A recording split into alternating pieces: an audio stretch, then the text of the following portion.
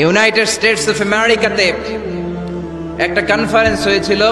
ওই কনফারেন্সটা হচ্ছে পৃথিবীর যত ধর্মগ্রন্থ আছে সবগুলো ধর্মগ্রন্থের 10 মিনিটের আবৃত্তি শোনানো হবে। কয় মিনিট? চিল্লায় বলেন।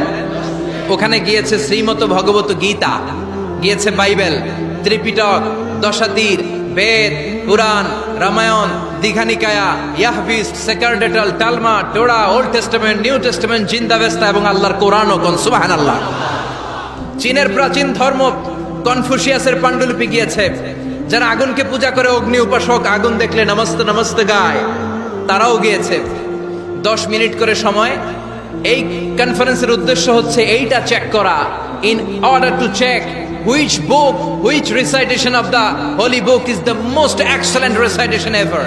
কোন বইয়ের আবৃত্তিটা বেশি সুন্দর লাগে। 10 মিনিট করে সময়। সব ধর্মের ধর্মীয় কিতাবের শায়েকরা, গুরুরা, ধর্মনানকরা আর ফাদাররা আর কারীরা বসেছে। বিচারকের সামনে 2টা বাটন, একটা গ্রিন বাটন, একটা রেড বাটন, একটা সবুজ বাতি, একটা লাল বাতি। আবৃত্তির সময় 10 মিনিট। চিল্লায় বলেন কয় মিনিট? সবুজ বাতিতে চাপ দিলে আবৃত্তি শুরু, রেড বাটনে চাপলে আবৃত্তি শেষ। প্রথমে ডাকা হয়েছে শ্রীমত ভগবত গীতা।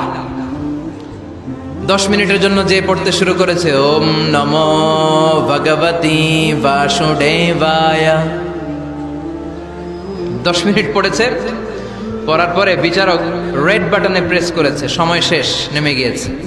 এরপরে ডাকা হয়েছে ত্রিপিটক, বিনয় পিটক, শাম পিটক, অভিধর্ম পিটক মিলে 3টা পিটক। এটা বৌদ্ধ ভাইদের কিতাব। এরা বলে ওম শান্তি, ওম শান্তি। আসলে মিয়ানমারে ওরা যা করছে ওদের বলা দরকার ওম অশান্তি, ওম অশান্তি। ওরা বুদ্ধাং শরণং গচ্ছামি, ধাম্মাং শরণং গচ্ছামি পড়তে পড়তে 10 মিনিট শেষ, চলে গেল।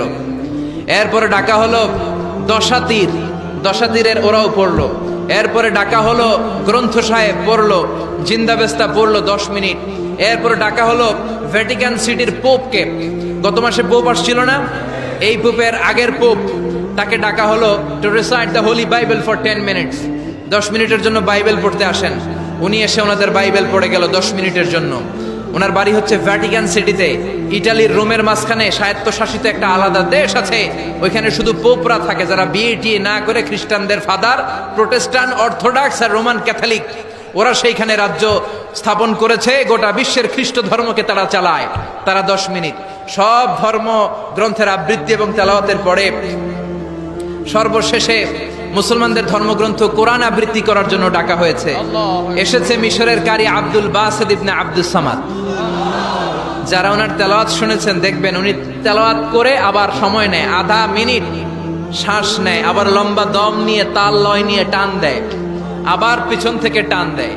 তাকে ডাকা হলো now the representative of Muslim community Abdul Basit ibn Abdus Samad will now recite the holy book Quran for 10 minutes. মিশর থেকে আসা মুসলিম জাতির প্রতিনিধি তাদের ধর্মগ্রন্থ কোরআন নিয়ে এবার 10 মিনিট তেলাওয়াত করবে। কয় মিনিট? উনি দাড়ি রাখেন না, ক্লিন শেভ, পাতলা একটা চাদর আর জুব্বা পরে চলে এসেছে মাইকের সামনে। এসে আউযু বিল্লাহি মিনাশ শাইতানির রাজিম বলে টান দিয়েছে। সময় কয় মিনিট? উনি সূরা ফাতিহা পড়তে সময় নিয়ে নিছে 13 মিনিট।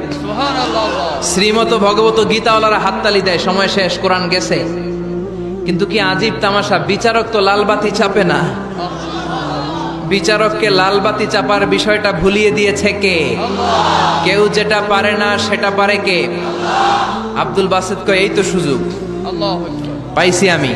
বিচারক যেহেতু লালবাতি চাপে না, আমি আরেকটা সূরা ধরি। উনি কোরআনের সবচেয়ে সুন্দর সূরা আর রহমান তেলাওয়াত শুরু করলেন।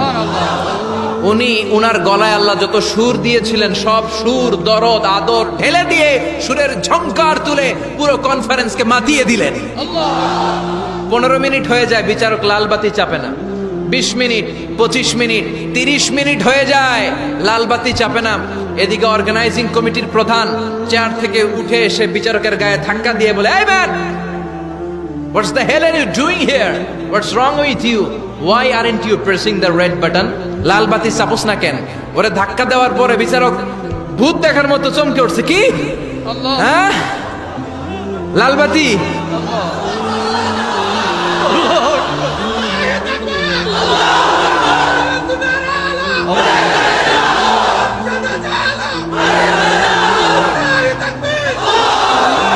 অর্গানাইজিং কমিটির চেয়ারম্যান যখন ধাক্কা দিছে, why aren't you pressing the red button, তুমি লাল বাতি চাপো না কেন?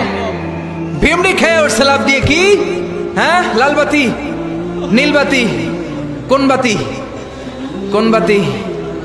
হুশ নাই, ওর হুশ নিয়ে গেছে কে? আবার যখন আব্দুল বাসেদের তেলাওয়াতের দিকে তাকায় আবার বেহুশ। না পেরে বিচারক দাঁড়িয়ে বলে, ও Abdul Basit ibn Abdul Samad, come from Egypt, there is no time limits for you, recite as much as you wish. O Abdul Based, আজকের এই প্রতিযোগিতায় তোর জন্য তেলাওয়াতের কোনো সময় নাই, তোর যত মনে চায় তুই পড়ে যা।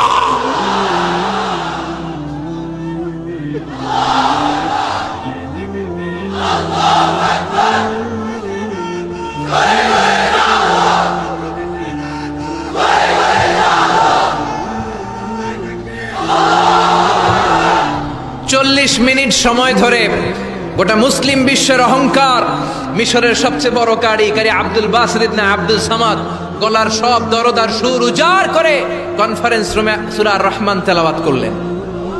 কনফারেন্স শেষ হলো, ওই বিচারকের বিরুদ্ধে মামলা হলো তিনটা। কয়টা?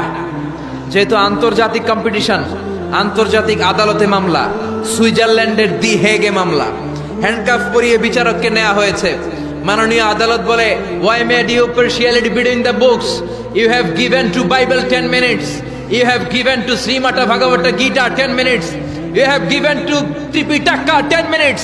Why have you given extra 30 minutes for Quran? সব ধর্মগ্রন্থরে 10 মিনিট দেওয়ার কথা, বাইবেলরে দিলি 10, শ্রীমত ভগবত গীতারে দিলি 10, ত্রিপিটকরে 10, কোরআনরে অতিরিক্ত 30 মিনিট, মানে আগের 10 আর 30 মিলে 40 মিনিট দিলি কেন? বিচারক বলে, অনারেবল জাজ, I have a humble question to you. মাননীয় আদালত, আমার একটা বিনয়ের প্রশ্ন আছে। আদালত তো টাসকি খেয়ে গেছে, কিরে আমার এবার প্রশ্ন করে কেন? বিচারক বলে, আমার প্রশ্ন হচ্ছে, বিচারক তো আমি নিজে হই নাই, জাজ তো আমারে আপনারাই বানাইছেন। আমি তো ওদেরকে 10 মিনিট দিছি, ঠিক কিনা? আমি তো বাইবেলরে 10 মিনিট দিয়েছি। এর কারণ, যখন বাইবেল পড়তে এসেছে আমার হুশ আছে, আমার সময়ের জ্ঞান আছে, আমি সময়ের টাইম ধরে বসে আছি, আমার হিতাহিত জ্ঞান আছে, আমার নার্ভাস সিস্টেম ওকে। 10 মিনিট শেষ, আমি রেড বাটনে চেপেছি, উনি নেমে গিয়েছে, বাইবেলকে ডেকেছি, বাইবেল শেষ, শ্রীমত ভাগবত গীতাকে ডেকেছি, গীতা শেষ, ত্রিপিটককে ডেকেছি। কিন্তু ওই মিশরের কারি আব্দুল বাসেদ জুব্বা একটা পরে কোরআনটা হাতে নিয়ে মাইকের সামনে এসে কি যে বলে একটা টান দিল, ওই টান দেওয়ার সাথে সাথে আর আমার হুঁশ নাই। আমি কি সাগরের উপর, নাকি মহাশূন্যে, নাকি জমিনের অতল গহ্বরে? আমি কোথায় বসে আছি, আমি কোথায় দাঁড়িয়ে আছি, আমি নিজেই জানি না। আমার সময়ের কোনো জ্ঞান নাই, আমার হিতাহিত বুদ্ধি নাই, আমার নার্ভাস সিস্টেম ফল ডাউন করেছে, আমার শরীরে ভাইব্রেশন শুরু হয়েছে, কাঁপুনি শুরু হয়েছে। মাননীয় আদালত, যখন একটা মানুষের হিতাহিত জ্ঞান থাকে না, যখন একটা মানুষের সময়ে কোনো বিবেক বুদ্ধি থাকে না, যখন কারো নার্ভাস সিস্টেম ফল ডাউন করে, কি এক মন্ত্র সে পড়তে শুরু করলো, আমার হুঁশ সে কেড়ে নিল, আমি কিছুই বুঝতে পারছি না। যখন আমি আমার সাথে নাই, যখন আমার হুঁশ নাই, যখন আমার নার্ভাস সিস্টেম ফল ডাউন করেছে, এরকম একটা পরিস্থিতিতে যখন আমি medically unfit, how can I press the red button? You answer me. কেমন করে আমি লাল বাতি চাপবো তুমি বলো? প্রিয় ভাইয়েরা, আপনারা যারা আইন নিয়ে পড়াশোনা করেন তারা জানেন, কেউ যদি মেডিকেলি আনফিট থাকে তার কোনো বিচার হয় না, ঠিক কিনা? পাগল খুন করলেও বিচার নাই, ঠিক কিনা? সে কোরআনকে অতিরিক্ত সম্মান দেওয়ার কারণে সর্বশেষে এই বিচারকের কোনো বিচারই হয় নাই। বেকসুর খালাসের ব্যবস্থা এই বিচারককে করে দিয়েছে কে? এই জন্য ওই কোরআন ধরতে রাজি আছে মুসলমান, পড়তে রাজি আছে মুসলমান, ওই কোরআনের জন্য মরতে রাজি আছে মুসলমান।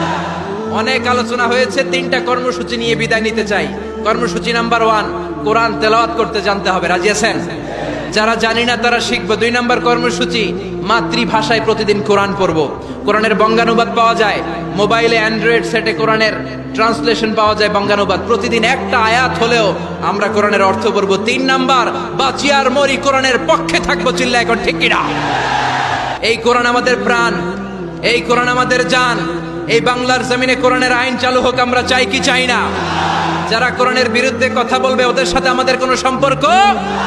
আল কোরআনের বিরুদ্ধে একটা আইনও বানালে ওই আইন আমরা মানবো না। চিল্লায় বলেন ঠিক কিনা? আমরা এই কোরআনকে বুকে ধারণ করতে চাই। রাজি আছো মুসলমান? হাত তুলে আল্লাহর দেখা।